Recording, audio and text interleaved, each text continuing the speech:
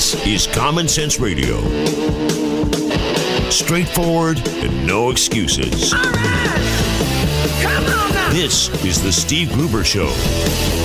Call me crazy. Oh, yeah. What I said was perfectly right and spot on accurate. Boy's got a mouth like a cannon, always shooting it all. Stop. Got it in Stop. I mean, you're way off script. Got it in me. Gonna quit until it all comes out. Hey, boy. Been a long education.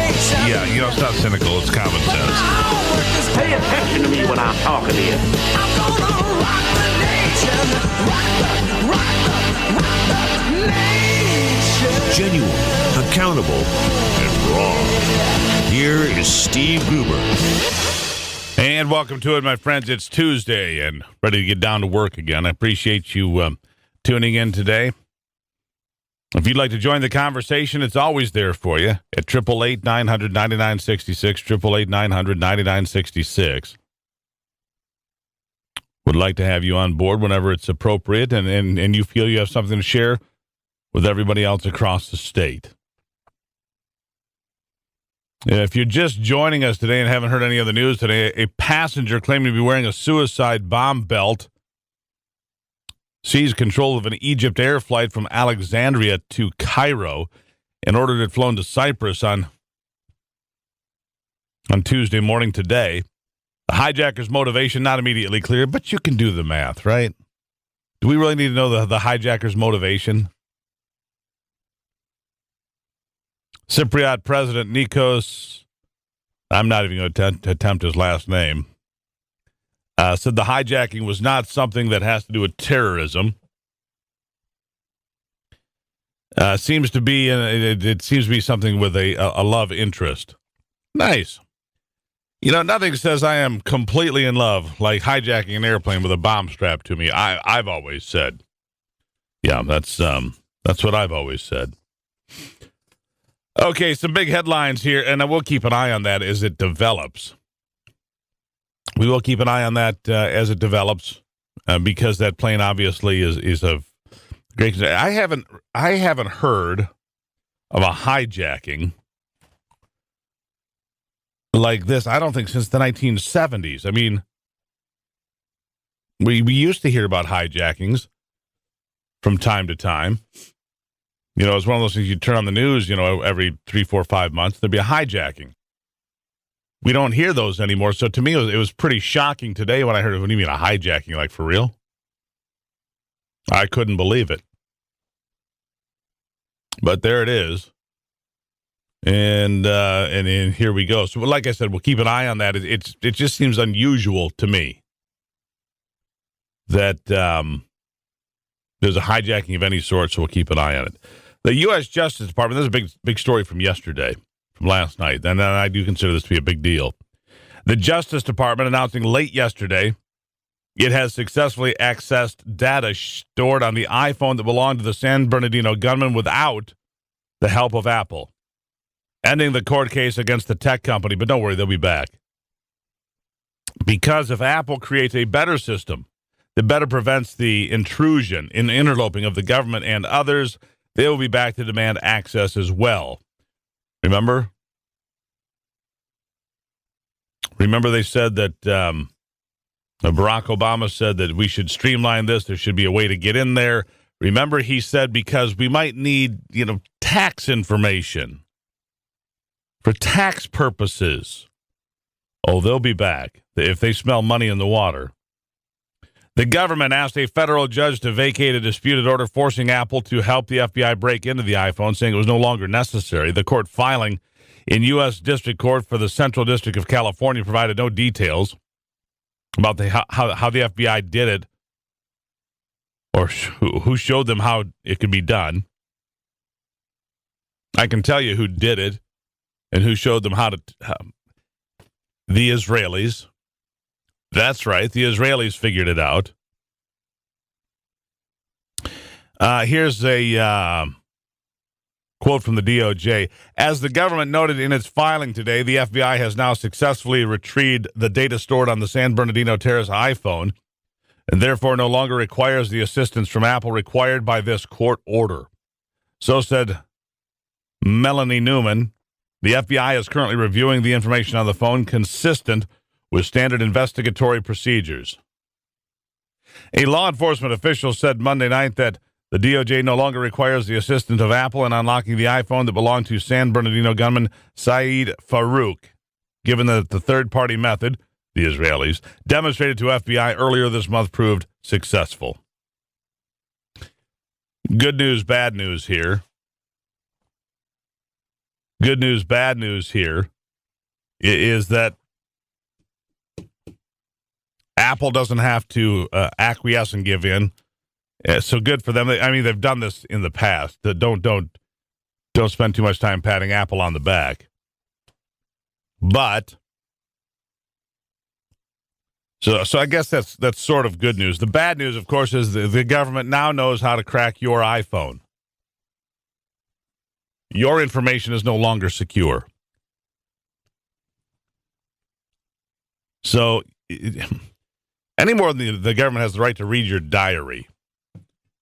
They have no right to go in and search your iPhone, except now they will find reason and cause, and they will say that they do. They will say that they do. Yes. Meanwhile, speaking of terrorism, the San Bernardino case, we'll find out what Saeed Farouk was up to potentially and see if there are any people connected to him. But at this stage of the game, in fact, 24 hours after that went down, anybody connected to Saeed Farouk was long gone. Long gone. But speaking of terrorists from the Islamic State advanced plans to murder Jewish children in Turkey, targeting kindergartens, schools, and youth centers. Information on what intelligence officials are describing as an imminent attack was obtained from 6 operatives from the Caliphate who were arrested in a southern city over the last week. The most likely target of an attack is Istanbul's synagogue in Beyoğlu, which also has a community center and a school attached to it. In light of these circumstances, extraordinary security measures are being taken above and beyond the high alert level already in place by the Turkish police, as well as vigilance within the Jewish community. An intelligence source told Sky News, undercover and other covert counterterror measures are being implemented around the clock. This is a more than credible threat. This is an active plot, they say. So now the terrorists are targeting Jewish school children. They've targeted children before, of course. The school they attacked here in Pakistan last year, 130 school kids killed by Islamic terrorists. You see, you forget that these terrorist attacks don't just happen in America. These terrorist attacks where children are mangled and maimed and murdered happen on an all too regular basis. And they happen all over the world. And if you think they're going away anytime soon, you're sadly mistaken and probably voting for Bernie Sanders or Hillary Clinton. 14 after on a Tuesday. Welcome to it. Delivering Michigan common sense with a big dose of truth and honesty.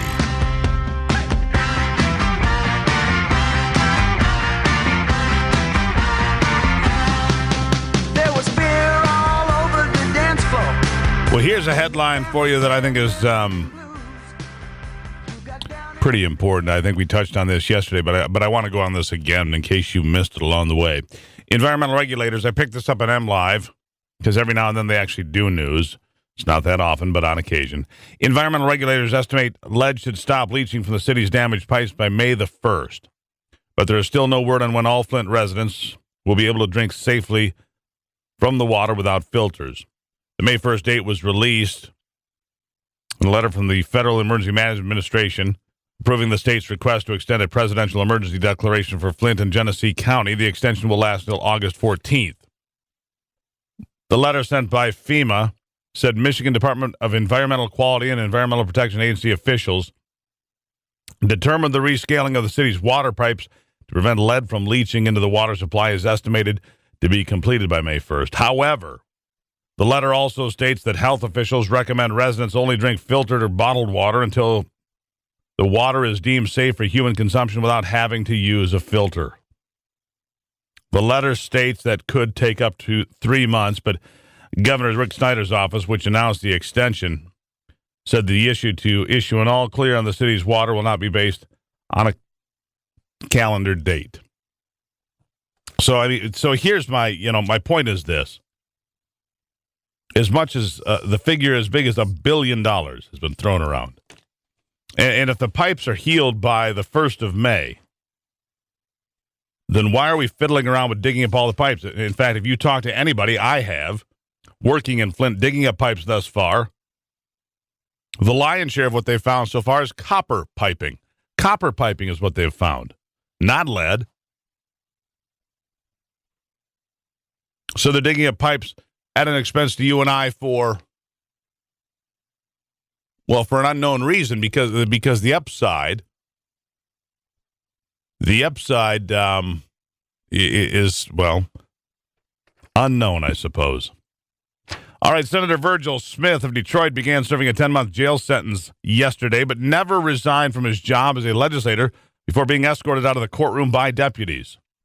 Smith had agreed, as part of a plea deal, to resign his position with the state before Wayne County Circuit Judge Lauren Talon ruled that Smith cannot be forced to resign from office as part of his punishment for shooting his ex-wife's Mercedes with an assault rifle, I believe. Yes, this Democrat stood in the street firing his assault weapon, wasn't charged with a felony, number one, which is unheard of. Can you imagine if you were touching off rounds from your gun, any gun, a BB gun, at your ex-wife's car in the front yard? How do you think you would be treated? But this Democrat wasn't treated that way, and he didn't resign his office because the judge says he doesn't have to. Let me get this straight. You're an elected senator, a state senator in the state of Michigan. You can be at home and somebody can pound on your door and there can be an altercation and you can come outside shooting at an unarmed person in a car, your ex-wife, domestic assault at a minimum, a variety of other things, not even be charged with a felony for, say, attempt to do great bodily harm, attempted murder, attempted manslaughter. That's not even being creative. Anyhow, Virgil Smith is still a senator. Now Michigan has a sitting state senator in jail for the next 10 months at least. We should be so proud. By the way, let's hear a little bit about what was said in this office.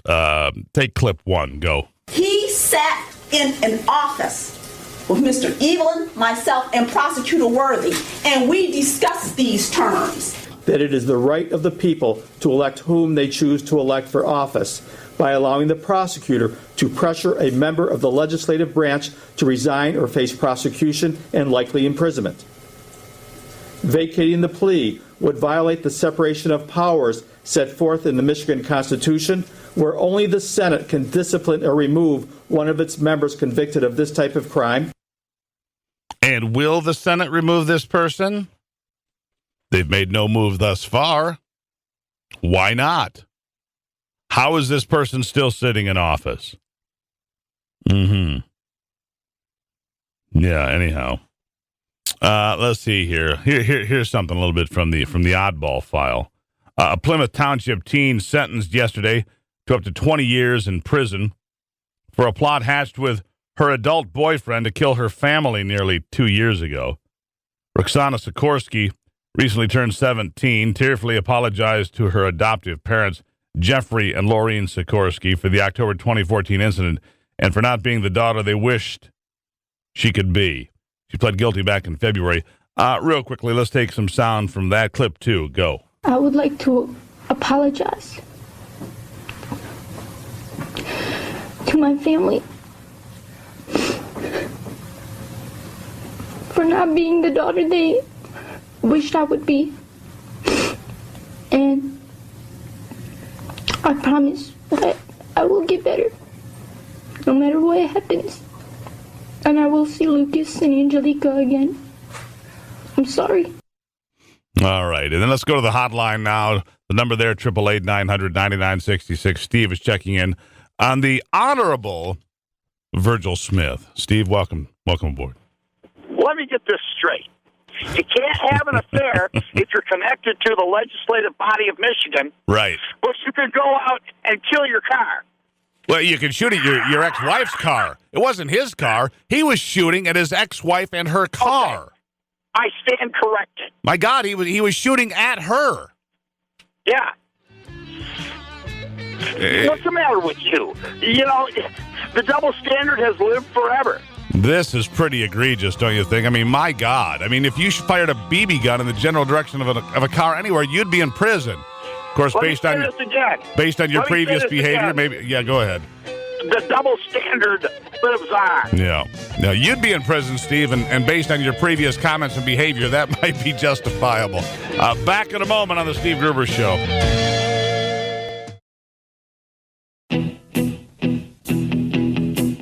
Genuine Michigan common sense on display every day. Well, I know I'm gonna be the man who wakes up next to you when I go out. All right, welcome back to it. It's the Steve Gruber Show. And I don't care this year if you're a Republican or a Democrat. You look at this race for the presidency, for the nominations first, and then, of course, ultimately the presidency, and you have to wonder, what's the game? Because it looks like a game. On the Democratic side, you've got Hillary Clinton that loses in primaries and yet gets more delegates. So for the folks feeling the burn, they've got to be going, oh, now what in the world's going on? These superdelegates are party bosses and local political leaders and so forth. They are not affiliated with anybody. They're not committed to the voters. It doesn't matter.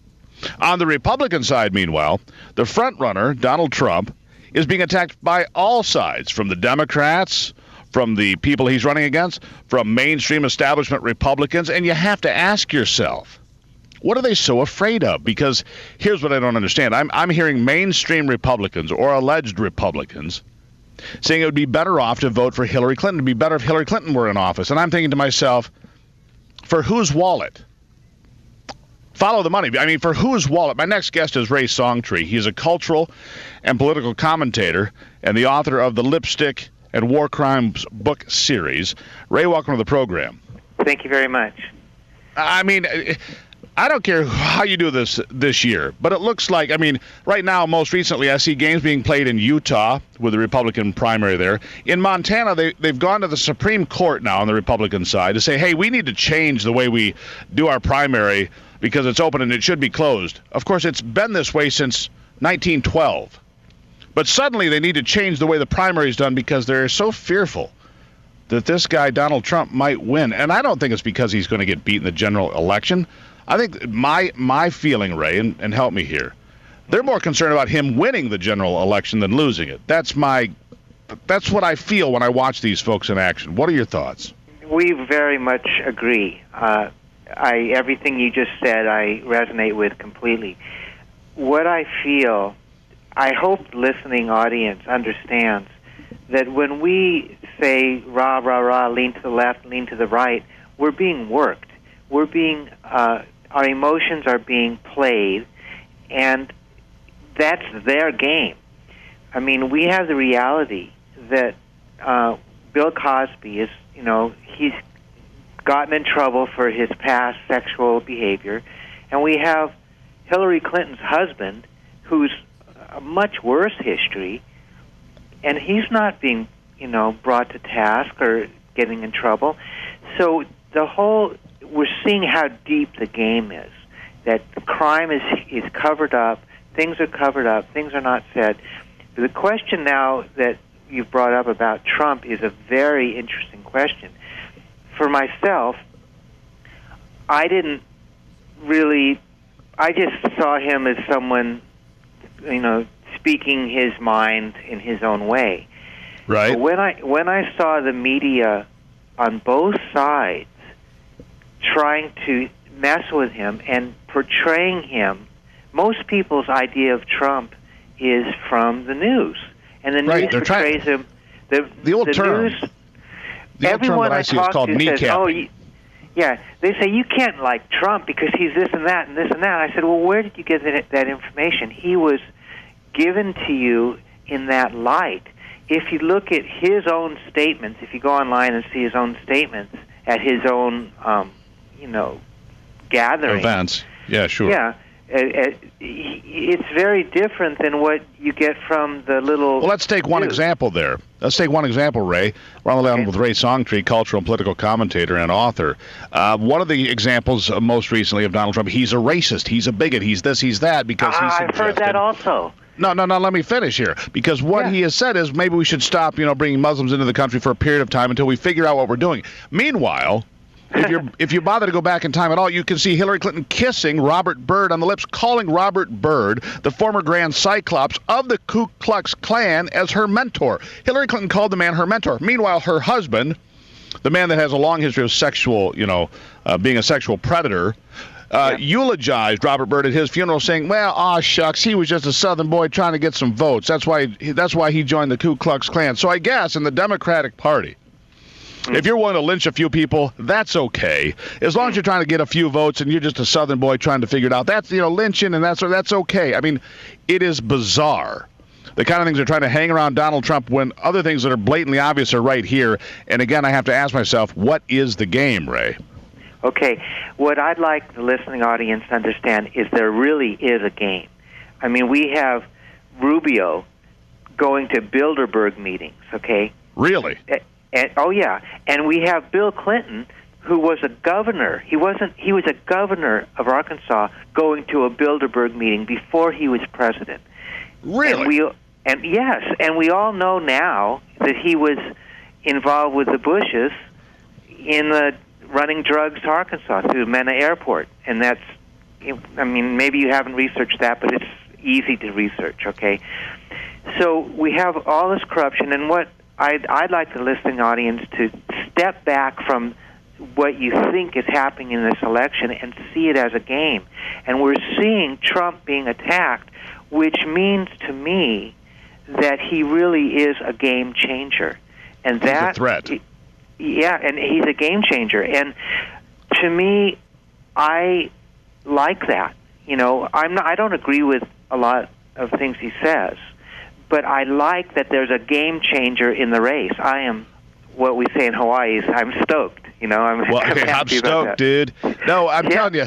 Yeah, I'm stoked, dude. Fired up. No, what I'm telling you, I like the fact that he's a game changer. I like the fact that he's turning it all upside down. And when I hear Republicans legitimately saying, if Trump gets the nomination, we need to run a third-party candidate so he doesn't win. You don't want your party to win? He's more of a Democrat. Well, so was George W. Bush many times like a Democrat. George H.W. Bush wasn't particularly conservative compared to Ronald Reagan.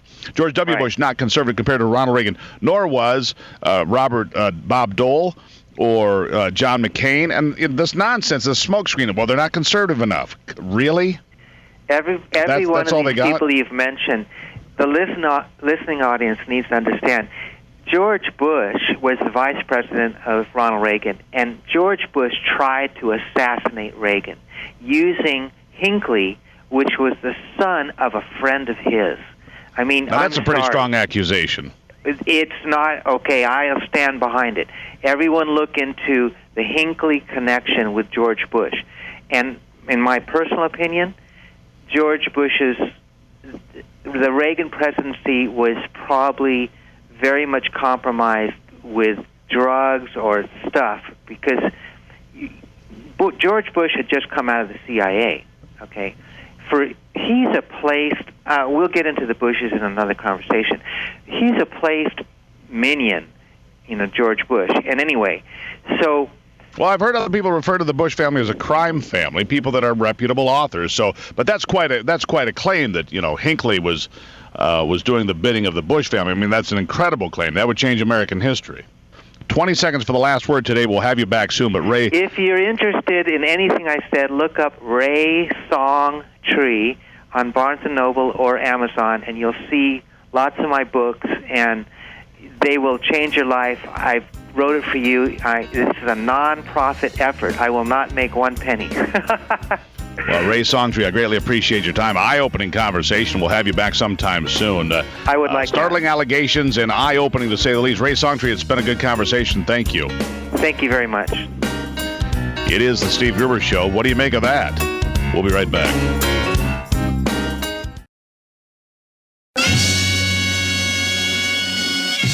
Keeping you in touch with Michigan and the world.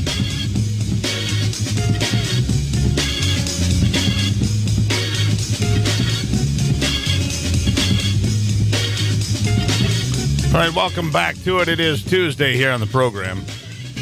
Glad to have you on board. You know, if you ever want to find out more, just go to SteveGruber.com. This hour of the program brought to you by Greenstone.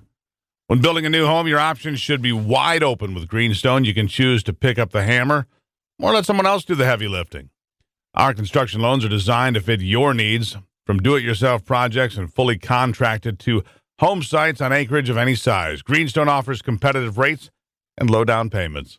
With 31 Michigan locations, they are just a short drive away. To learn more, visit greenstonefcs.com. Greenstone Farm Credit Services, your custom home lender. And yes, I am a customer. In fact, I was a customer long before I ever had them as a partner here on the Steve Gruber Show. So I would have vouched for them with or without their friendship here, but I do appreciate the friendship of Greenstone FCS.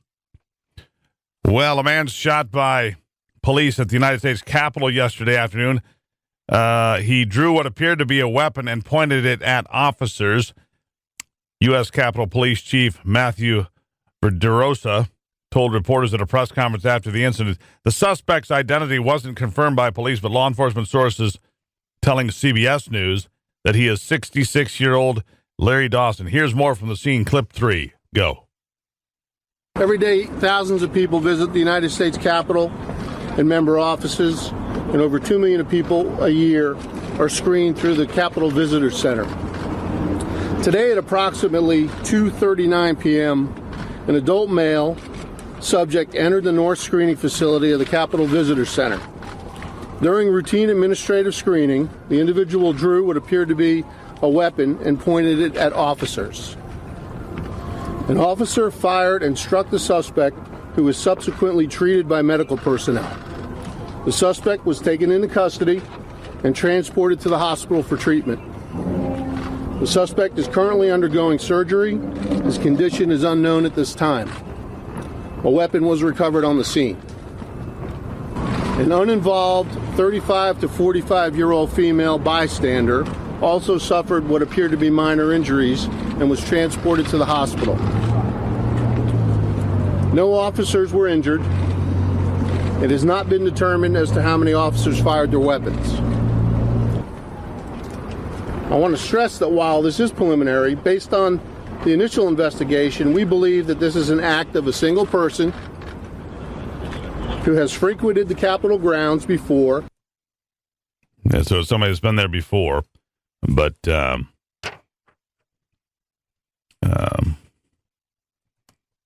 he didn't act that way before. You know, it's just, what is wrong with people? You want to go spend the rest of your life in jail, or a good portion thereof, because why exactly? Why exactly? Let's see here. This is another one that was getting a lot of attention, kind of going around the country right now. But this is a big deal because in the state of Georgia, where I was just spent 4 days in Georgia, the governor there, Nathan Deal, decided to veto legislation allowing clergy to refuse to perform gay marriage and protecting people who refuse to attend the ceremonies, because he had a sudden bout of cowardice, apparently.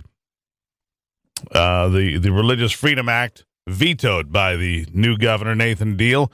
Clip 4, go. Now, I have examined the protections that this bill proposes to provide to the faith-based community, and I can find no examples of any of those circumstances having occurred in our state. It is also apparent, as I have indicated, that many of the examples that are being used are occurring in other states that have taken very different statutory language and placed it in their state's laws. Perhaps we should simply heed the hands-off admonition of the First Amendment to the United States Constitution. When legislative bodies attempt to do otherwise, the inclusions and omissions in their statutes can lead to discrimination, even though it may be totally unintentional. As I stated before, I do not think that we have to discriminate against anyone to protect the faith-based community in Georgia, of which I and my family have been a part of for all of our lives. I intend to do my part to keep it that way. For that reason, I will veto House Bill 757. You know, he went from supporting it to not supporting it when people like the National Football League threatened to not bring the Super Bowl to Atlanta. That's what it really came down to. It wasn't about what was right or wrong. It was about bringing money to Atlanta. It was about the Super Bowl and about bad press. Bad press. Anyhow, the LGBT community and their aggressive agenda will not be going anywhere anytime soon, because they are not done here. They plan to press on, make no mistake. They plan to press on with their agenda, despite wins, big wins last year in the Supreme Court and elsewhere. You see, it never ends. You know, that doesn't matter. There's still victims. There are always, and I'm not specifically that crowd, but the victim mentality, the idea that everybody's a victim. I have been wronged. I am owed something. You owe me. Listen, I don't want anything from any of you. All right, I don't need anything. I'll look after myself. I'll be accountable to myself. I'm accountable for my actions. It's fine. I have no issue with that. None. No issue with my actions. Because I do what is right pretty well all the time. And if you do what's right and you stand up and you go to work and you work hard and you tell the truth, well, that's a pretty good place to live. Not much to hide. Not much to hide at all. 51 after on the Steve Gruber Show.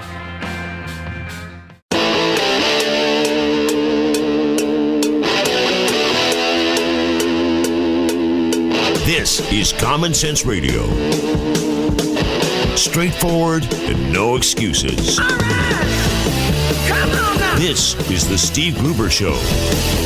Call me crazy. Oh, yeah. What I said was perfectly right and spot on accurate. Boy's got a mouth like a cannon, always shooting it all. Stop.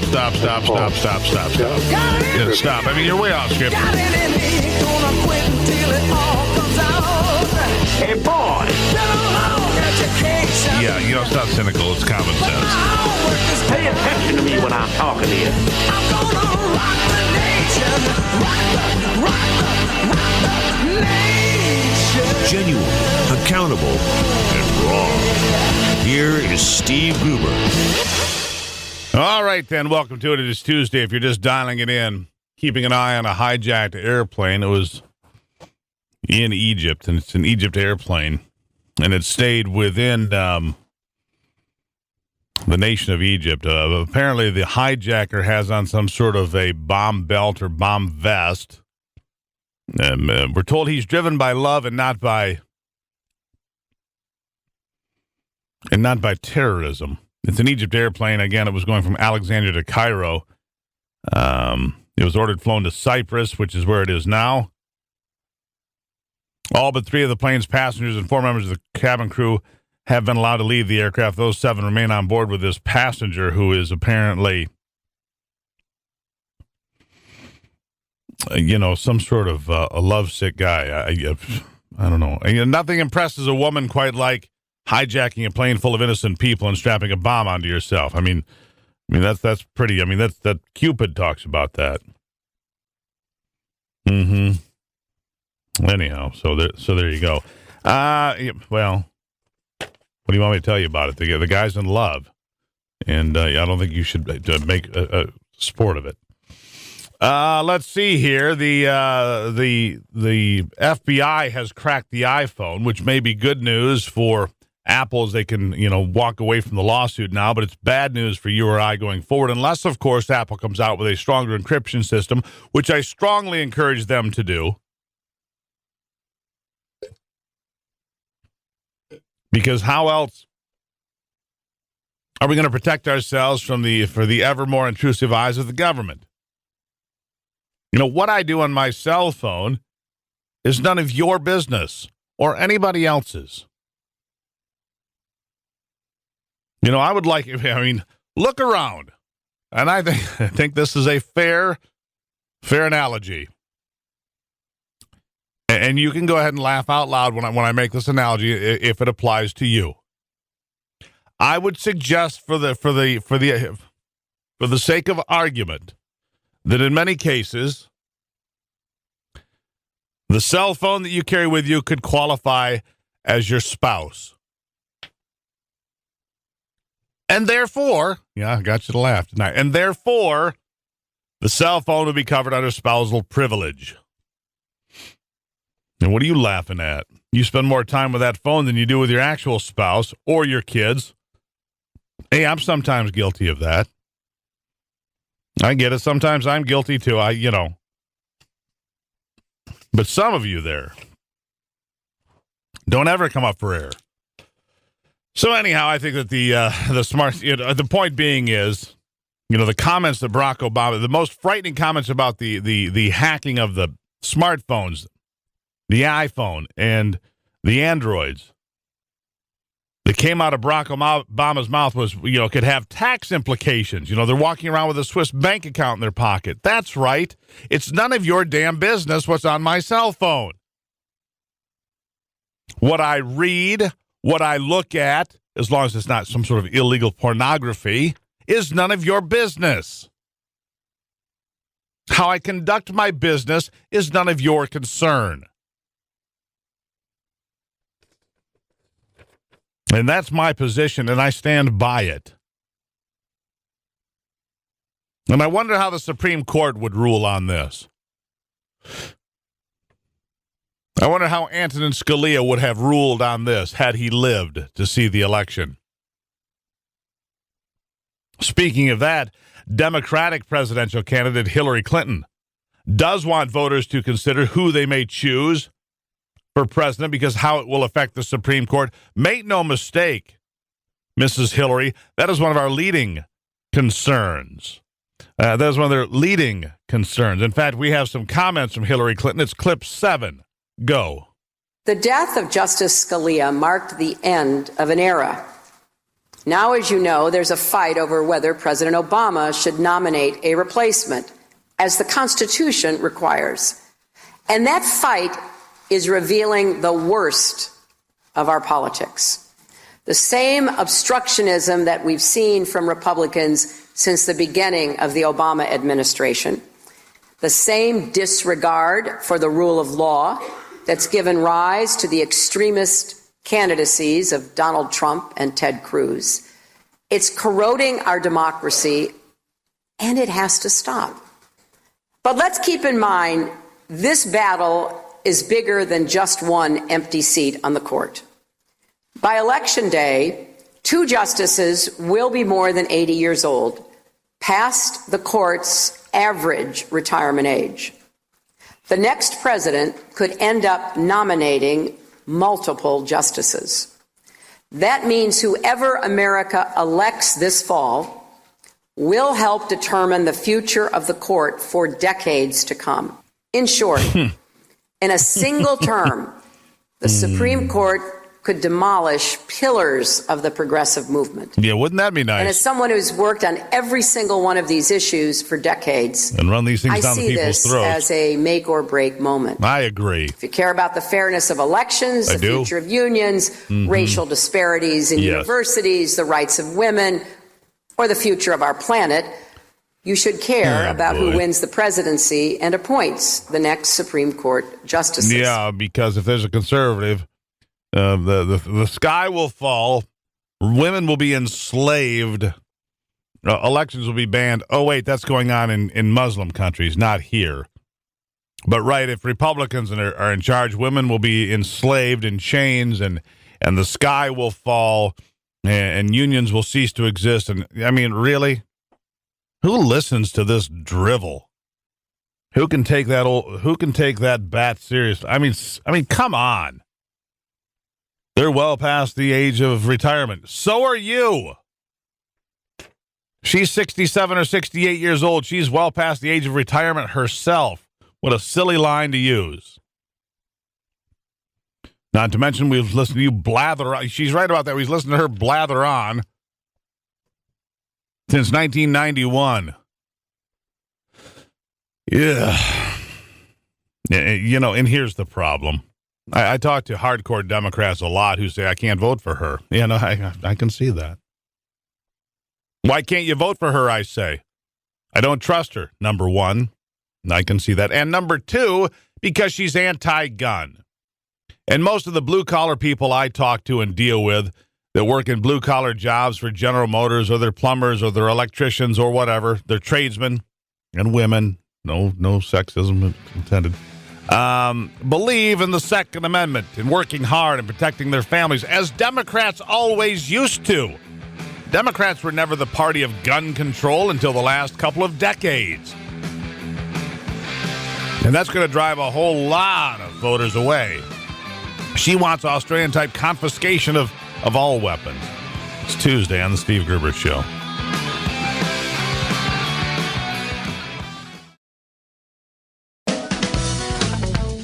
Covering Michigan and the world from his bunker below the bridge. Here is Steve Gruber.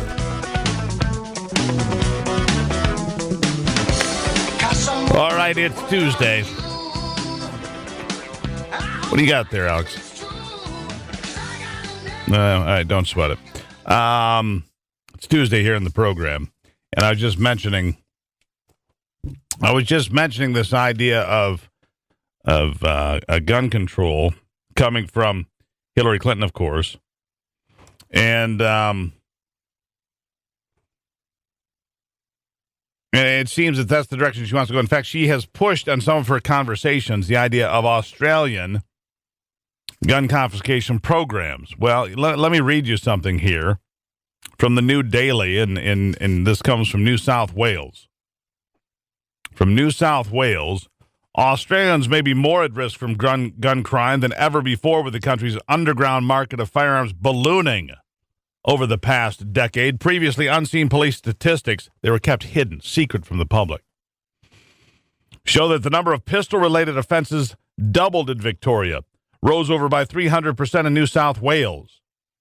At least two other states also saw a massive jump in firearms-related offenses during that same period, and this is between 2005 and 2015. The investigation by the New Daily unearthed previously unpublished data for firearms collected from police and crime statistic agencies in 4 states: Victoria, New South Wales, South Australia, and Tasmania. The statistics, this is important because this is the kind of gun control that somehow Hillary Clinton thinks will work for you and this country. The statistics detail the types of firearms offenses police have pursued in the courts in the past decade and show some concerning findings, including a massive 83% increase in firearm crimes in New South Wales in that 10-year period, an even bigger jump in Victoria over that same 10-year period. Taken together, the data suggests that despite tough anti-gun laws altogether, tens of thousands of weapons are still in the country illegally. No kidding. I find that shocking. I thought when you did that, see, they did a massive gun buyback program where they bought weapons back by the hundreds of thousands and then destroyed them. The ban on semi-automatic weapons directly created demand by criminals for other types of guns. The criminal's gun of choice, the semi-automatic pistol. In New South Wales, 3,500 gun charges, up 83% since 2005. Victoria, 3,600 gun charges, up 85% from the same period. What do the numbers indicate? Well, it indicates that there's a problem with criminal gun activity in Australia, despite the fact that the country confiscated hundreds of thousands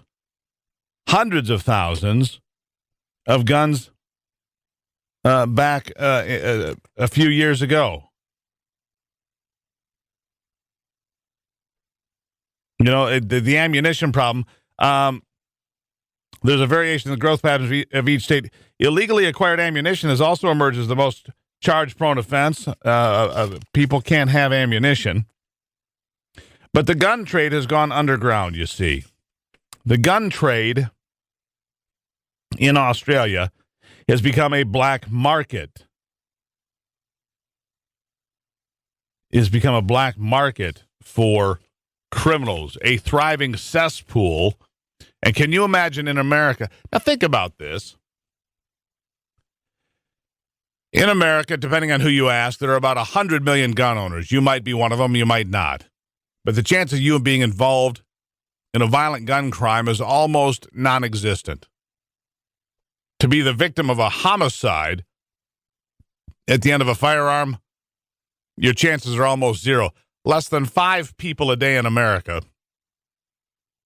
are killed by guns in the commission of a crime that they are otherwise not party to. Again, we've gone over this, but it's instructive and you should hear it again. 32,000 people will die this year as a result of firearms in America. That's the statistic put forth by anti-gun people. Fully 2/3 of those are suicides. Fully 2/3 of those are suicides, which leaves about 11,500 that are not. Of those 11,500, a full 3/4 are directly related to gang activity and illegal drug activity and or both. That leaves about 2,200 homicides in America that are not directly related to the gun trade or gang activity.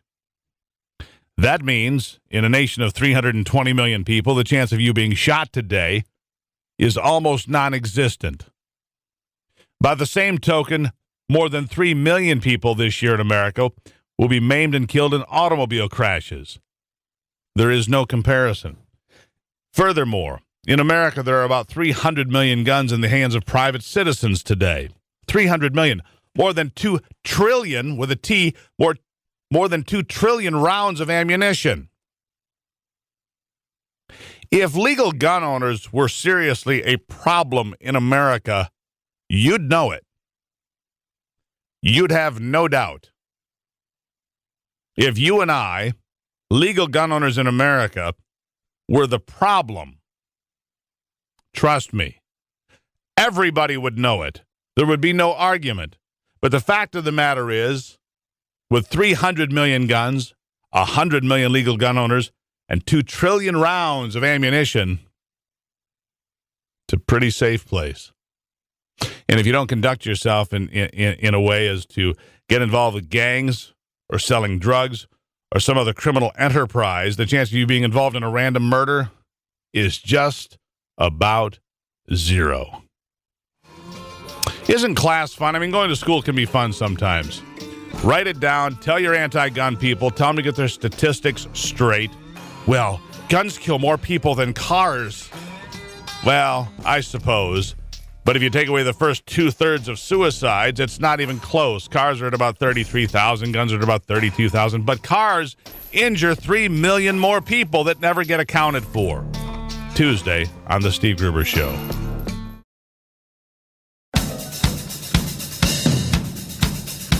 The Steve Gruber Show. American values with Midwestern common sense.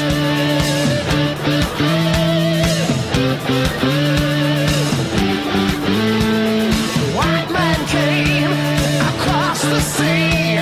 He brought us pain and misery. All right, on a Tuesday, glad to have you here.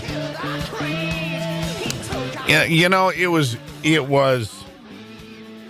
it makes me a little sick to my stomach even to watch when you see things like what was going on with Barack Obama glad-handing, sunglasses on, sitting next to a dictator who was responsible for the deaths of thousands of people, doing the wave glad-handing, enjoying a day at the ball game.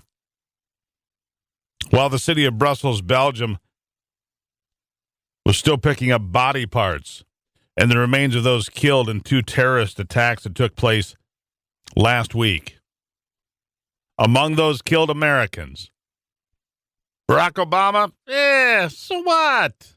Party on. I mean, it shows that we're strong and committed if we just keep doing the wave at the ballpark in Cuba. I find it personally reprehensible. Then, of course, he went on to do the tango as we find out that more Americans had died in Brussels. 35, the latest death toll. Some of those that were injured in the attacks have now succumbed to those injuries. Ted Galen Carpenter here, Senior Fellow for Defense and Foreign Policy Studies at the Cato Institute. Ted, welcome to the program. Thank you. So am I wrong here? But to me, I find it inexcusable. It's not bad optics. It's bad leadership. Am I right or wrong? Well, this was part of a trip to Latin America to show that we are committed to this hemisphere, the issues of this hemisphere. Argentina, for example, just had an election in which for the first time we didn't get this Peronista left-wing government. We have a committed government to the values of democracy and free markets. So it's great to have an American president show up supporting that. So hold on right there, Ted. Are you telling me that after a couple of decades or more of flat-out, straight-out socialism, it was a failure? I find that shocking. Try about 7.5 decades. Whatever. It was an abject failure, and inflation rose, and this is what tens of thousands of people turn out to cheer on Bernie Sanders, is to have what they're getting rid of. Brilliant. Yeah, it should be an object lesson there. Yeah, that would require people reading. Anyhow, carry on. Yeah, and the Cuba policy, look, we tried a very different policy trying to isolate Cuba for 55 years. That didn't work. We're now trying to engage Cuba, hoping that policy works. Obama was there to emphasize the new policy. Now, one may disagree with that, but it was a serious policy change. Hold on. And people do disagree, and I'm one of those folks. It might be a serious policy discussion if, people that are living in exile in Cuba for killing American police officers in the streets of our country were actually returned home. That might give me some credibility to deal with. We got none of that. Yeah. Barack Obama got snubbed at the airport. He was considered to be a joke, is what it appeared. And so, it's hard to take much away from that except for the Cuban dictators once again snubbing America. Go on. Look, it would be easy if we had to deal only with nice, friendly, open governments. We don't. Most of the governments we have to deal with in the world are odious. And, we have to deal with a government 90 miles from our shore that is, frankly, repellent. But if we're only going to deal with nice, democratic, pro-Western, pro-market governments, okay, when do we cut off relations with Egypt and Saudi Arabia? Hold on. Murderous governments in the world. Well, if we hadn't run out the person in charge of Egypt that was our friend and ally, who was also a murderous thug. Well, he was still an ally. It was still somebody we could work with. Sometimes the enemy of my enemy is my friend. Now what do we have in Egypt? An abject failure. It's okay to have diplomatic relations with murderous thugs if they're nice and cozy and friendly. I'm sorry. I cannot compare Morsi to what has gone on in Cuba for the last, since 1959. I do not compare those two. I don't. You may, I don't. But go on. No, I'm sorry. We have to deal with all sorts of repellent regimes. That's the art of diplomacy. Whether we like it or not, that's it. And when we have one in our own hemisphere, it's especially important to deal with. What I didn't like about what Obama did following Brussels was to act as though this is just a nice cavalier outing, which he did with the baseball game, which he did with the tango and the partying in Buenos Aires. That struck a horrible image. It showed him to be superficial and insensitive in response. It wasn't continuing the trip. That was the right response, rather than rushing back to Washington every time there's a terrorist incident somewhere in the world. This wasn't just an average. No, hold on. This was not an average terrorist incident, in fairness, Ted. This was, in effect, Belgium's 9/11. For lack of a better comparison. This really was 35 dead, 300 more injured, 335, 350 maimed and murdered by terrorists. It wasn't just some, 4 people getting gunned down, with somebody yelling Allahu Akbar. It was an attack on the heart of Europe. So I disagree. Well, I'm sorry. If we're going to respond to terrorist incidents, again, where does one draw the line? Is 30 people dead the line that is crossed, and we rush back immediately into crisis mode? Is it 20? Is it 10? Here's what I know. Here's what I do know. Barack Obama's policy, the Obama doctrine of leading from behind, makes asses out of all of us, quite frankly. And his idea that, Europe gets hit, he was the only guy that didn't go to Paris when Paris was struck of any notoriety. His inability to be the leader of the free world, or in this case, the leader of NATO, is repugnant to me. And apparently you don't feel that way. Look, I think that this is something that either, if an attack takes place in Europe, Europe needs to deal with, or it needs to be a truly global response. I don't like to see it just the U.S. response plus Europe. That, again, fosters European dependency, and we've seen far, far, far too much of that. That I don't disagree with, but fortunately in this time there was no U.S. response. So therefore you got your wish. It worked out. I'll give you 20 seconds for the last word, Ted. Last word on this is that Obama's substance in terms of his response to the Brussels bombing, continuing the trip to Latin America, not being led around by the nose by a bunch of two-bit terrorists, was correct. The optics surrounding that, seeming to have a good time while the bodies in Brussels were still cooling. Delivering Michigan common sense with a big dose of truth and honesty. I see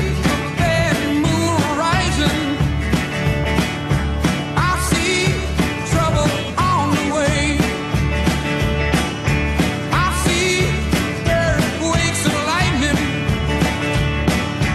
I see 45 after the hour. This must be a misprint. It says here that Michael Daugherty is on the program. I thought we banned him. Well, apparently not. Michael Daugherty, senior writer for Cyber Defense Magazine and board member of Snoop Wall and overall wise ass. Michael Daugherty, welcome back. At least it's 7:45 and not 6:45. Yeah. Well, what time does the Bernie rally start today? Aren't you running late? No. But it takes a man to say it to my face. Wait till I'm in studio, okay? He's not doing this in studio, folks. I just want to break it to you. What's happening? It sounds like they're fighting. Do you think they're really hitting each other? That's weird. All right. First things first, because I want to get to a couple things. But we have learned now that the FBI, using a top secret organization, better known as the Israelis, have gotten into the iPhone. What do you make of that? I mean, there is no one better at defending themselves than the Israelis. Yeah. I can't remember.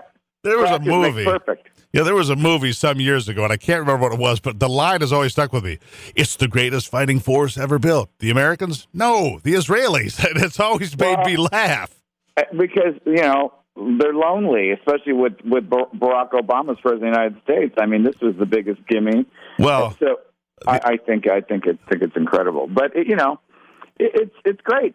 What does it mean for us? Okay, so here it is. The Israelis got into the iPhone. Gosh, I'm shocked. They figured it out. Wow. But again, what does it mean for you and I? I've got an iPhone. Does this mean now? And the thing did you see this comment from Barack Obama when he was talking about having access to iPhones? He talked about terrorism. He talked about this. And then he said, to enforce tax laws because people are walking around with a Swiss bank account in their pocket. All he cares about is how he can break into your iPhone and figure out what you're doing with your money, where you might owe more in taxes, and how they can squeeze that out of you. That was one of his comments, and that is the most mortifying of all of them.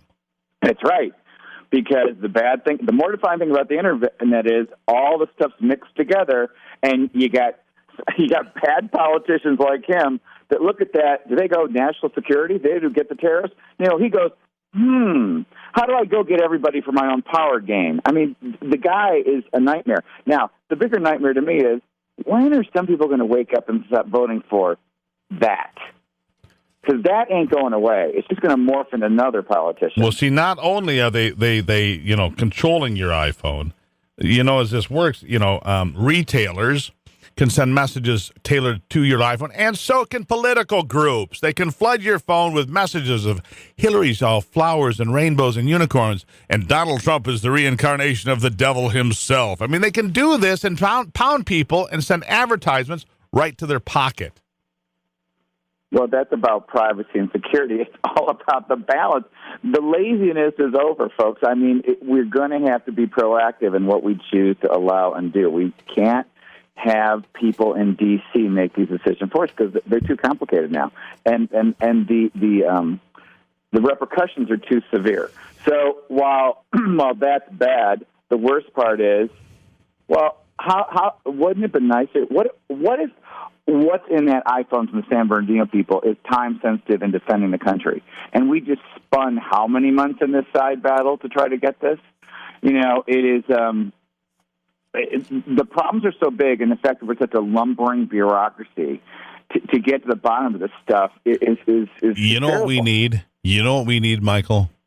More government, because that would solve everything. This is the picture perfect example of how we need less government. No, more government. What is wrong with you? We need lean, mean fighting machines. Agreed. So let me shift to something here. Let me shift to something here because I also want to ask you about something else that came up the last couple of days, which is the FBI says it is in fact going to interview Hillary Clinton. Now, they've already given immunity to one of her aides. They're considering immunity to another one or two potentially from what you read. What about Hillary Clinton going in front of the FBI? Does it mean something? Does it mean nothing? What do you make of it? Well, first of all, the FBI moves at a snail's pace. Typically, they're totally detail oriented, and they don't look at the clock for the press or the public. Now, so you look at what they do, though. They start at the outside fringe and they move in. So Hillary's at the center. So now we're kind of in maybe the seventh inning here. We're going to keep her last. We're going to put a bag over everyone's head. We're going to ask questions. We're going to see where we get the conflict. You've got the professional liars brigade that are going to be interviewed now by professionals, not congressmen. And they're not going to be able to cheat off each other's notes. So it's going to be very interesting. It's still going to boil down after all this to who's in power at the White House at the time this happens, and are they going to go political or legal? Now, let me ask you this. In a setting like that, because I don't actually know, does she sit there by herself, or does she sit there with 14 attorneys around her? How does this work? Oh, she's got her lawyers. And they get to be in the interview. Depends on the interview. Depends on the situation, the interview, if it's under oath, and I'm not sure exactly the rules of how they can intervene when they're with questions. I can't imagine she's not allowed to consult with counsel. I can't, but that's a whole different game over there. I've never been interviewed by the Justice Department or the FBI. Well, hell, you're young. As far as being a suspect. Yeah, you're young. It's not too late. It can still happen. It can, and not as a suspect. Sure, it can. You're young. Have goals. Come on, Daugherty, be somebody. So that's a damn good question, but it doesn't matter. It's going to be, because she's going to be last. By the time they ask her the answers, the questions, they're going to know the answers already. You go to conflict and lies and circumconfuse, and you take away all their cheat sheets and you put them under, and you see how good they are. And things you confuse change. the media. All right, hold on. Here's your blatant, shameless plug part of the program. You got 15 seconds. Go plug where you can find stuff. Amazon, The Devil Inside the Beltway, audiobook, ebook, hardcover, softcover. I'm speaking in Miami in a couple weeks, keynoting the fraud and security summit. There you go. Michael Daugherty, everybody.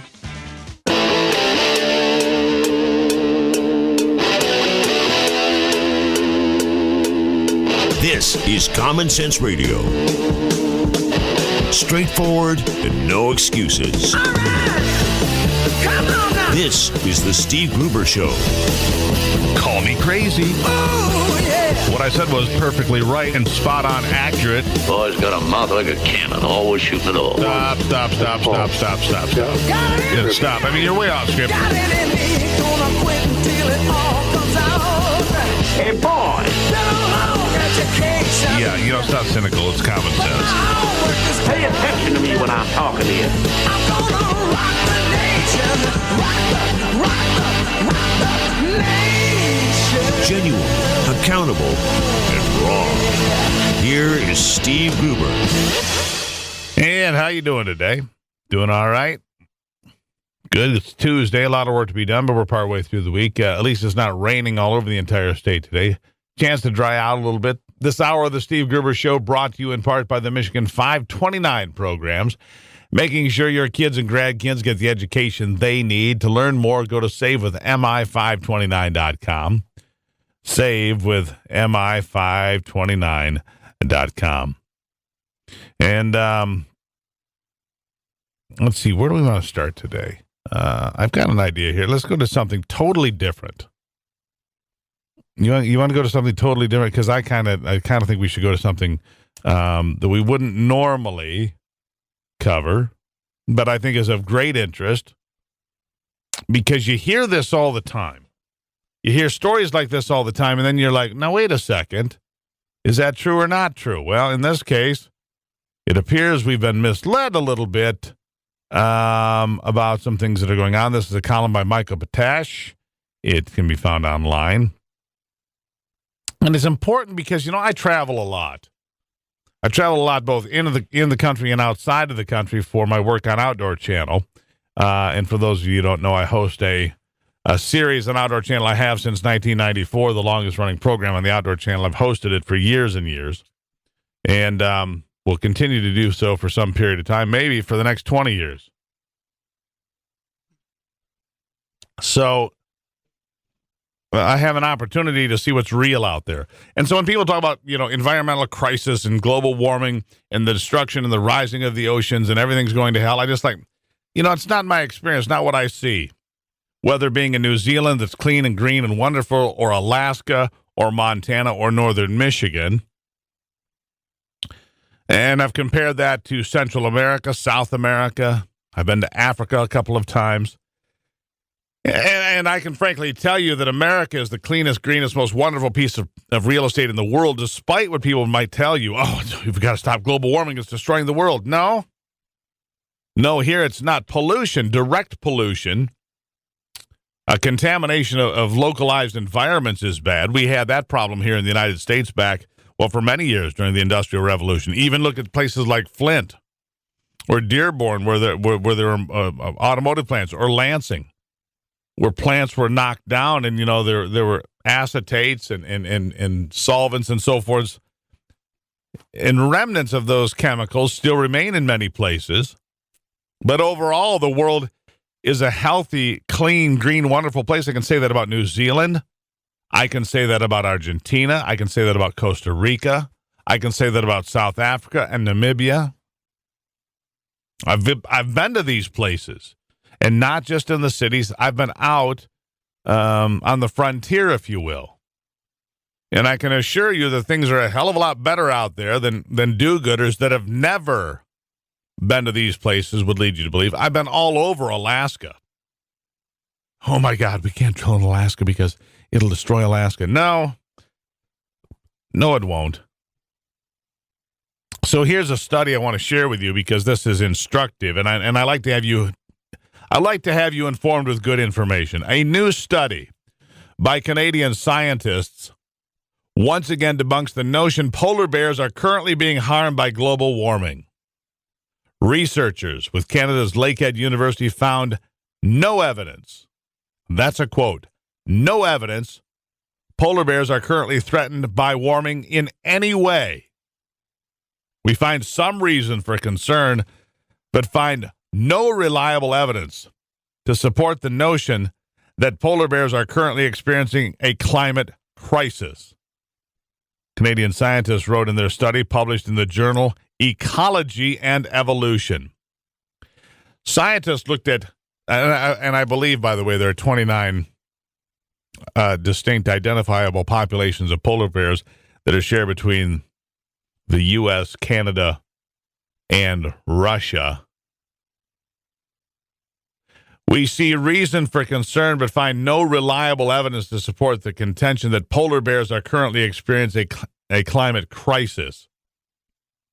Scientists looked at 13 polar bear subpopulations and found much of the scientific evidence indicating that some polar bear subpopulations are declining due to climate change-mediated sea ice reductions is likely flawed by poor mark recapture sampling. Simply put, this means researchers are not able to put together accurate demographic parameters. It's bad science.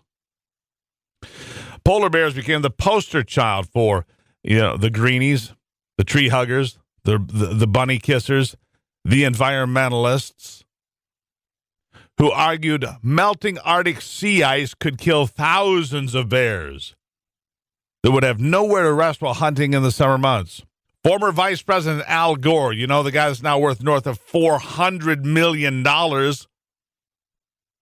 for his preaching of the theology of global climate change.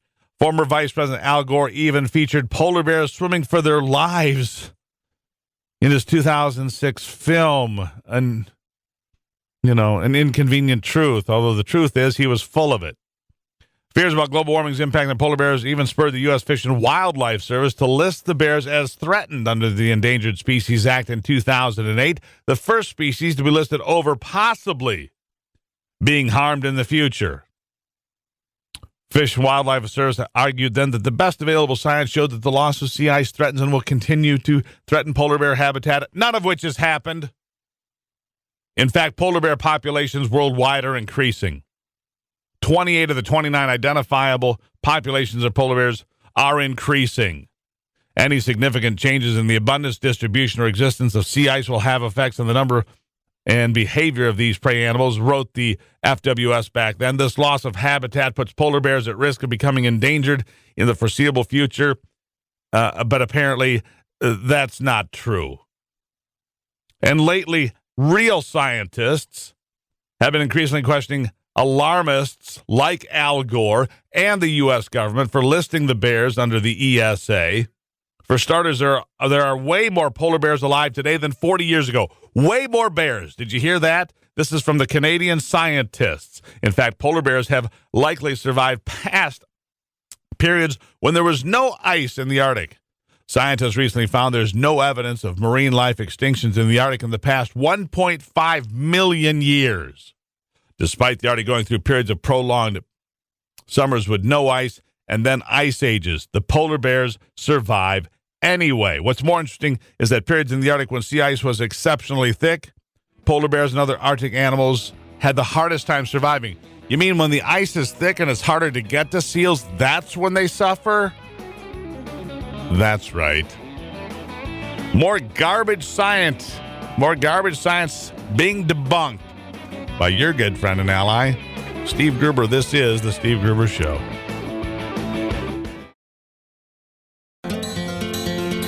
Getting your day started with news from around the state and around the world.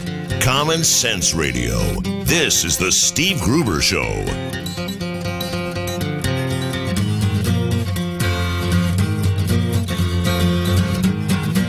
Here's a little something for you before we get on to our next guest. The latest report from the Congressional Budget Office projects millions of workers will soon be leaving employer-sponsored health plans over the next decade because of Obamacare, because they simply cannot afford the plans going forward. The whole idea of saving $2,500 a year, a joke. Premiums jumping anywhere from 30 to 50% in some cases. Just thought I'd share that little bit of good news with you because, well, just want to keep you informed. Our next guest, James Carafano, a leading expert in national security and foreign policy challenges from the Heritage Foundation, the Vice President of Foreign and Defense Policy Studies, and a whole lot more. Talking about terrorism today. James, welcome to the program. It's good to be with you. Clearly, we have threats that are going nowhere when it comes to, obviously, what happened in Brussels. Several other terror groups have been taken down in recent days, including one in France that was fully operational and close to pulling off another big attack. And unfortunately, I don't believe that anybody here in America would be surprised if there was a San Bernardino-type attack that was far larger. I don't think anybody here in America would be surprised if you had a Paris-type attack. It's unfortunate, but I don't think anybody would be surprised because I think that there has been a lack of clear, concise leadership to smash the problem. Am I wrong? Well, I think that actually gets to the nub of the thing. See, the difficult thing about ISIS is a global phenomenon. They've got people all over the globe supporting them, but what makes it a little difficult to deal with is ISIS looks very different in different places. So the threat in the United States is very different from the threat in Europe. But what unites them, what brings them all together, is that there are these yahoos in Iraq that have a legitimate claim that they have a state, that they have a claimed caliphate, that, you know, the 11th Imam's coming back, and that is a brand that is selling, and it is drawing thousands of foreign fighters, or tens of thousands of foreign fighters, which is enabling real and virtual networks around the world, and in some places like the San Bernardino things, it's inspiring people. So as long as ISIS is perceived to be strong and winning, I think it fuels the entire global Islamist insurgency. Well, and I think that you mentioned it. You made a point there about this brand, and I think ISIS is just one brand. You've got Al-Qaeda, Boko Haram, the list goes on and on. The problem is not ISIS. The problem is not Islamic State. The problem is the Islamic belief that jihad is part of what they are allowed to. I mean, go back to what Thomas Jefferson said about the Muslims and why he went to Tripoli and why he turned them down when they said, for $250,000, we can be pals. He said no, and he went and he smashed them because you cannot negotiate with people that have some belief that they can enslave you and kill you and destroy you because you are the infidel. And it hasn't changed as Thomas Jefferson, as the third president of the United States, made that decision. It's still the same today. Well, this is something we've seen throughout history. We've seen where people have tried to harness this and argue that it's legitimate and raise people up in the cause. And where they are perceived to be powerful and winning, they actually get traction. So everybody probably remembers the Charlton Heston movie, right, with Chinese Gordon, right, going into the Sudan and fighting the Mahdi, which was a version of this. A lot of people don't know, but during World War I, the Germans actually sent agents all throughout the Arab world trying to foment an uprising against the British and the French, arguing that so they were basically trying to kickstart the Muslim Brotherhood and Al-Qaeda-like organizations back then. So we've seen this tried throughout history, and when the idea becomes dangerous is when people perceive that it is working. And that's why ISIS is such a threat. And you raise a really good point, and a lot of people don't pay attention to this. Our leadership has been so inept for the last 7 years in dealing with terrorism that we've let Al-Qaeda get back in the game.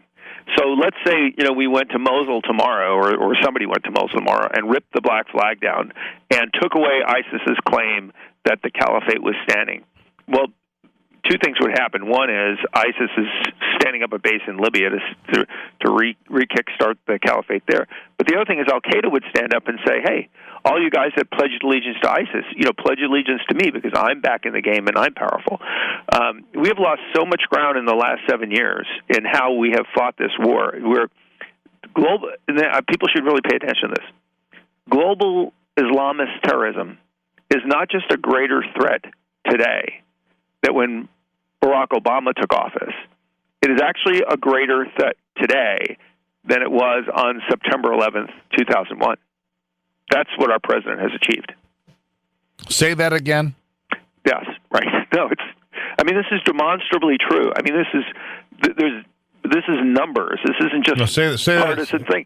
But Obama's been leading the global war, his version of the global war on terrorism for 7 years. Mm-hmm. And after 7 years of his leadership, not only is global Islamist terrorism a greater threat today than when he took office, global Islamist terrorism is a greater threat today than it was on September 11th, 2001. That's right. Backtracked. It's more dangerous for us, for the Europeans, for everybody else. He continues to dance the tango and dance the night away where American bodies are still being, collected, what's left of them, dismembered in Brussels, Belgium, and he thinks it's the appropriate thing to go dancing or to go to a baseball game and do the wave.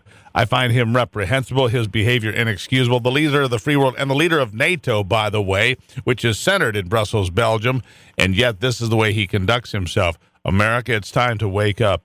I appreciate your time stopping in today, and it's a conversation that simply must continue, James. Thanks for having me. Let's do it again. Yeah, we'll have you again very soon. James Carafano from the Heritage Foundation. More dangerous today than it was on the 10th of September, 2011. You think about that. Back in a moment on the Steve Gruber Show.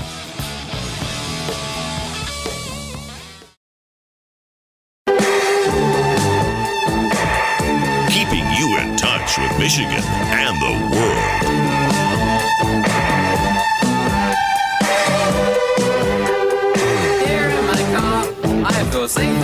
With all the things that are going on in the world, sometimes to clear your head, you just need to go for a drive.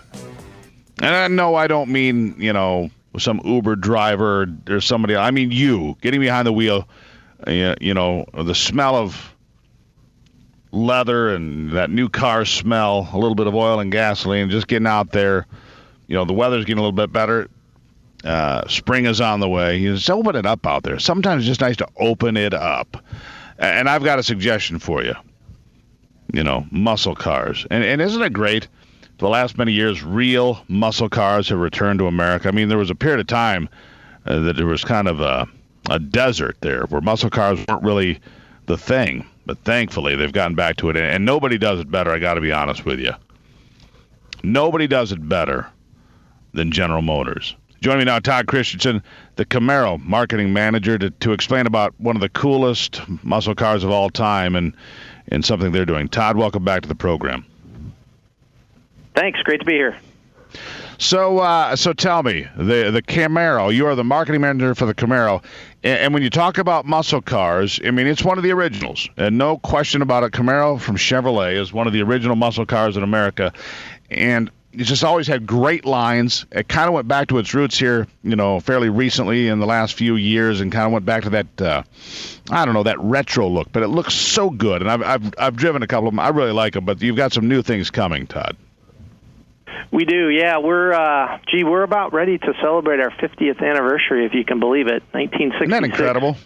Is when we first launched the Camaro for the 67 model year, yeah. So we're lucky to have such an iconic nameplate last so long and have such a fan base. But, yeah, pretty exciting right now. We just launched our 6th generation Camaro back in the fall, so brand new for 2016, lighter, faster, more refined. And if that's not enough, just this week at New York, on top of that, we introduced the ultra-performance version of the 6th Gen Camaro, which is the ZL1. That'll be out for the 2017 model year that starts production later this year. That sucker's got 640 horsepower, supercharged V8, lots of performance technology. It's an amazing car. 640 horsepower. 640 horsepower. That's right. What does this car weigh? Oh, it weighs, it's 200 pounds lighter than the previous generation, so it's about 3,900 pounds. My point being 640 it's horsepower. Quick and nimble with lots of power. Wow, Yeah. I know a thing or two about cars, Todd. Probably not as much as you, but a thing or two. 640 horsepower starts to put you into a category they call supercars.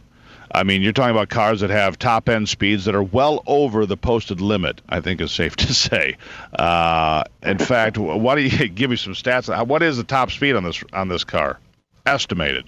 Well, yeah, I mean, not that I'm trying to hold out on you here, but we're actually in the final stages of development, so we're going to eke out every little ounce we can. But I can tell you the previous generation ZL1, which again is a couple hundred pounds lighter and about 60 less horsepower, that was, under 4 seconds, 0 to 60, and like 185 top speed in the quarter mile in just under 12 seconds. And I will tell you, this car will blow all those stats away.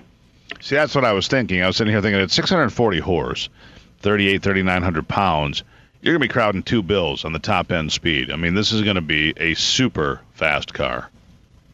It is, and the thing about it is it's not just about being fast anymore. The key with this car is we wanted it to do a lot of things well.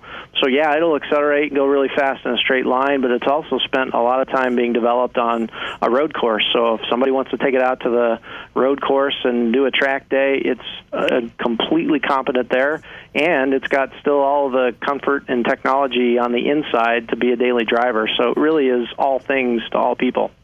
Yeah, sometimes you just got to have 640 horsepower. You might have to pass somebody. You might have to get yourself out of a jam. You never know when you might need 640 horsepower, Todd. That's my point. Sometimes you got to be agile in traffic. You know what I mean? Absolutely. Well, the people who buy this car would tell you they need it all the time. Well, absolutely. All right, so give me an idea here, though. You've got professional drivers out that figure out all these stats, what you can tell people, I'm sure, and you've got them out to figuring out all the all your bragging points, I guess. But there's nobody around here building anything quite like this, is there? We don't think so. I mean, we think this will go up against any 2+2 sport coupe out there. Again, there's people that make really very powerful cars that do one thing well. I don't know that there's too many people that will handle both straight line and road course and still be comfortable every day like what we're intending here. So let me ask you this. Back when I was a kid, which was like 100 years ago, but back when I was a kid, the Z28 was, the top-end Camaro, and then you had the IROC Z28s that were out in the mid-'80s, International Racer Champion cars that were styled a little bit differently. How is this car styled so that it also makes a signature statement when you see it, that's a ZL1? Yeah, great question. So, like all Camaros, all of the styling actually performs a function. And because this car is so much faster, there's more styling bits to improve aero. So it's got a much bigger grille with huge grille openings to allow the airflow to flow freely. It's got a carbon fiber hood insert that enables the air to escape from under hood.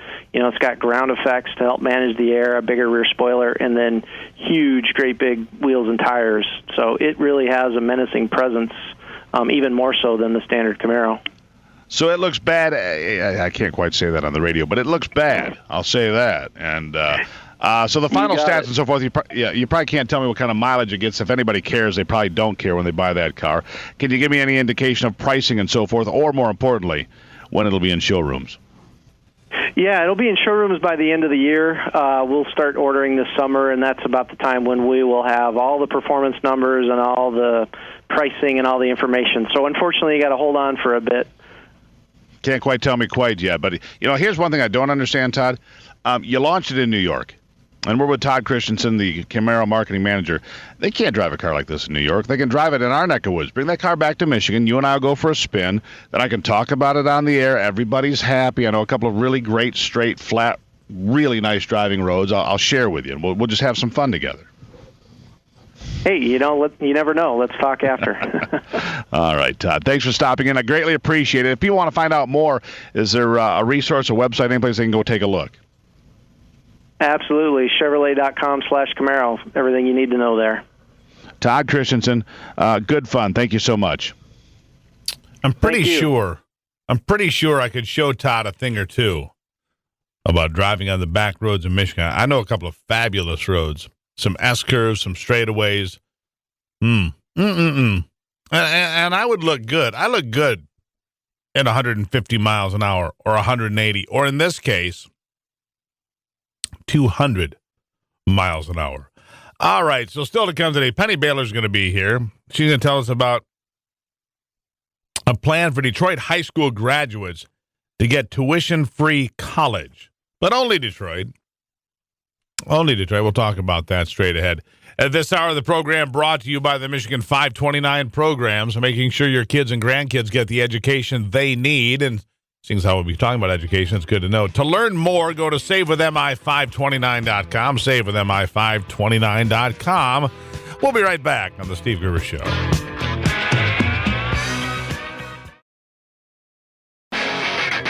Taking a closer look at the stories that affect you most with a big dose of common sense.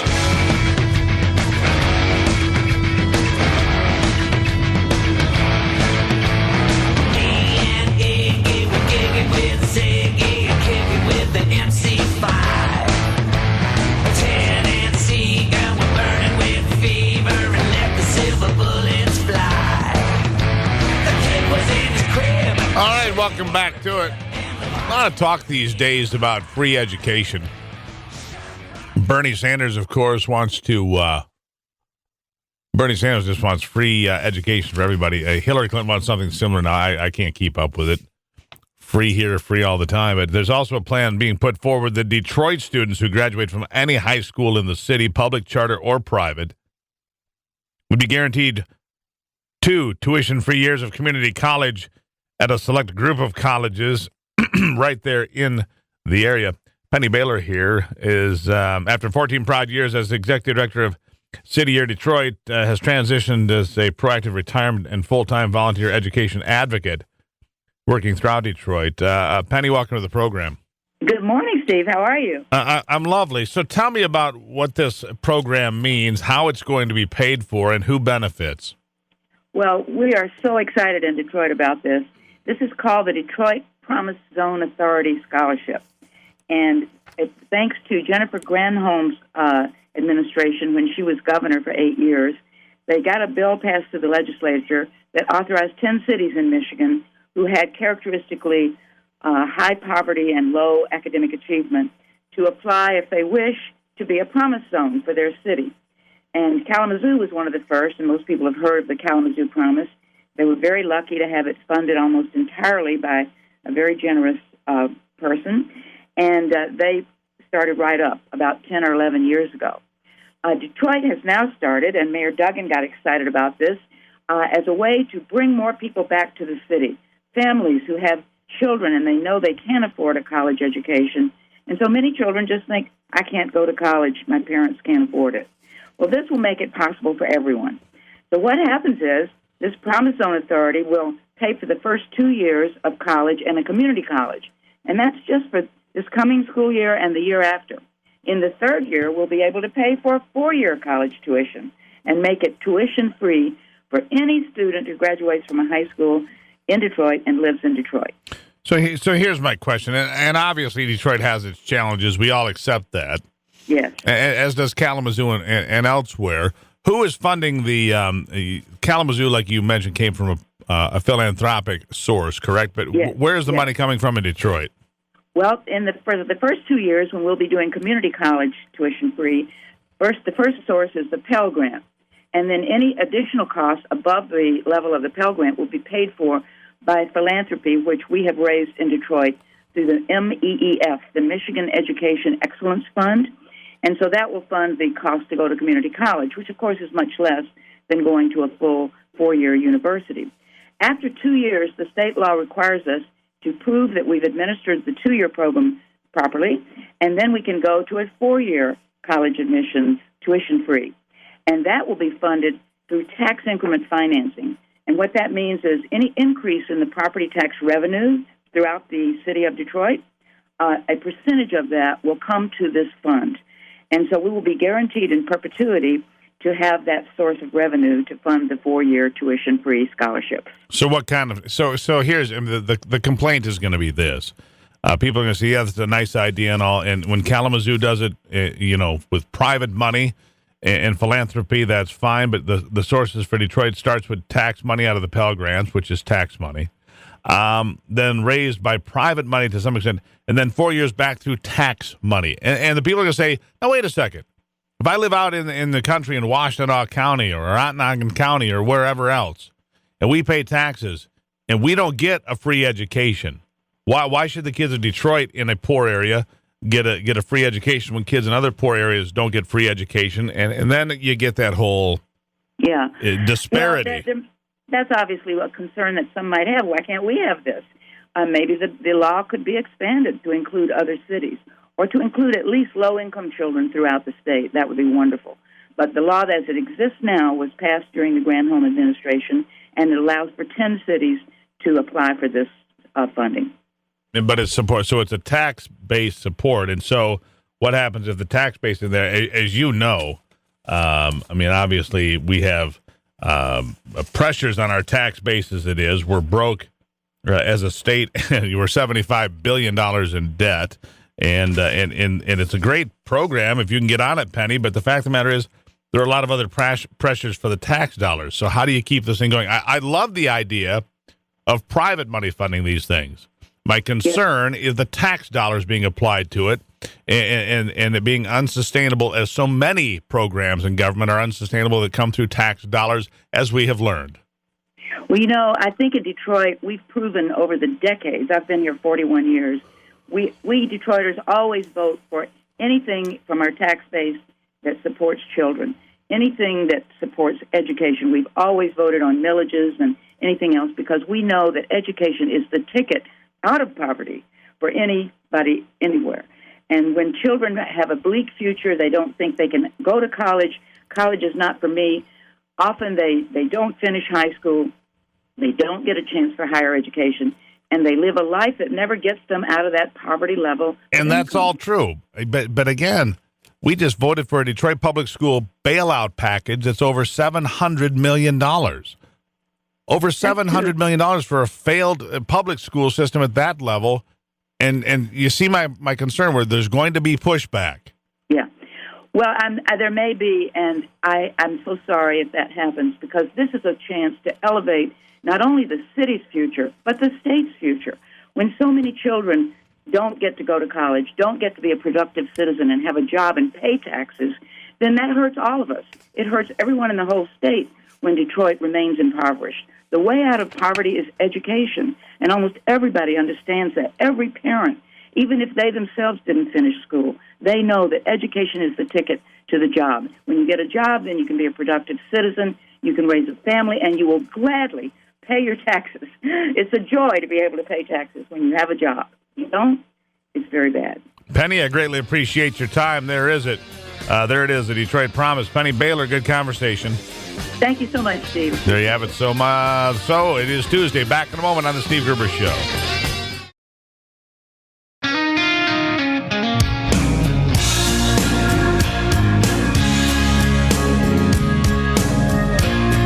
All righty, let's spice it up for the last couple of minutes, shall we? Why not? That's why the hotline's here, is for you to connect with the conversation. Jennifer calling in. Jennifer, welcome to the program. Thank you so much, and I enjoy your program immensely. All these wonderful programs, the intent is good, and they want to promote them, but they give absolutely no consideration to the taxpayers of the state that are bearing the burden of all these pipe dreams that they have. I wished I could go into my basement and print the money. I really do. You can't? I'm on a fixed income. And how in the hell am I supposed to give every kid in the state of Michigan an education when I'm struggling to pay my property taxes as it is? In the area that I live in, let me tell you what they did.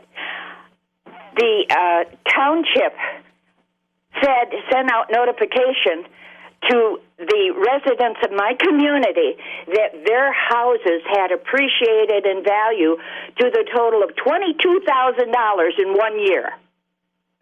Really? So you know what that does to your tax base? Now, you tell me how my house appreciates $22,000 in 1 year, and I'll eat my shirt. Can we get that on video?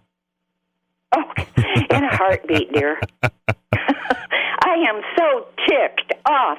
I am angry. The people do not exist to work their whole life for the state, because all these state and educational systems, there's so much crap and waste going on in the systems, and the kids never get it. The executives get it. The superintendent gets it. The teachers get it. Come on. You have got to stop holding back. Oh, thank you for letting me rant. I am just, between what's going on nationally, I haven't had 1 minute's peace since that person has been elected to the White House, because I've been subjected to one crisis after another. Jennifer? I mean, it's under I'm still breathing. I'm 72. Honey, it's been a good day. Just take a breath. We'll talk tomorrow, all right?